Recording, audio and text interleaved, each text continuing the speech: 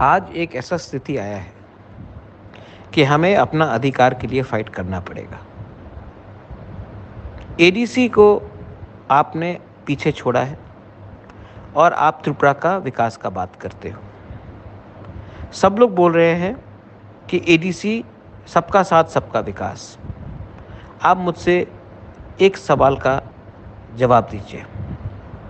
99% ने बोला है कि कॉकबोरोक रोमन स्क्रिप्ट में होना चाहिए। तभी भी स्टेट गवर्नमेंट का ओपिनियन है कि कॉकबोरोक रोमन स्क्रिप्ट में नहीं होना चाहिए। क्यों? क्योंकि ये लोग नहीं चाहते हैं कि हम इंग्लिश लैंग्वेज सीखें। इंग्लिश लैंग्वेज सीखने से कॉकबोरोक में कल हमारा बच्चा लोग अच्छे स्कूल में जाएंगे, इंजीनियर बनेंगे, डॉक्टर बनेंगे, लॉयर बनेंगे और नॉर्थ ईस्ट से भी बाहर जाकर, जैसे मिज़ोरम, मेघालय, नागालैंड, वहाँ के बच्चे लोग भी जो बाहर जाकर उनको अच्छे तरीके से नौकरी मिलता है, अलग अलग सेक्टर्स में नौकरी मिलता है। लेकिन गवर्नमेंट ये बात मान नहीं रही है। एडीसी को ये लोग बोलते हैं कि सबका साथ सबका विकास। आप देख लो, एडीसी में फंड्स नहीं दिया जा रहा है क्योंकि ये लोग चाहते हैं कि हम भीख मांगकर उनके साथ उनके पास जाए और बोलेंगे कि हम अपना डिमांड छोड़ते हैं, आप हमें पैसा दो। हम लोग गरीब हो सकते हैं, माइती प्रासा लोग, हम लोग गरीब हो सकते हैं, लेकिन हम लोग भिखारी नहीं हैं। हम लोग अपने अधिकार के लिए फाइट करेंगे।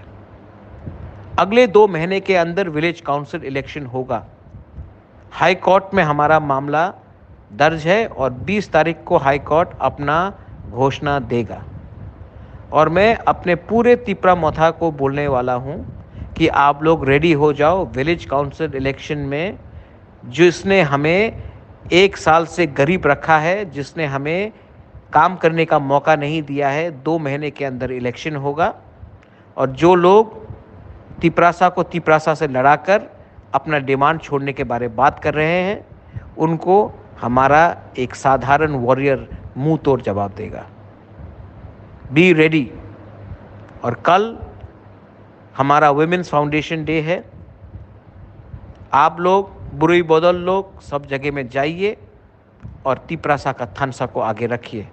मैं आप सबको नमन करता हूँ, प्यार करता हूँ, आप सबका आशीर्वाद लेना चाहता हूँ और मैं आप सबको बोलना चाहता हूँ, बोबागरा इज़ रेडी।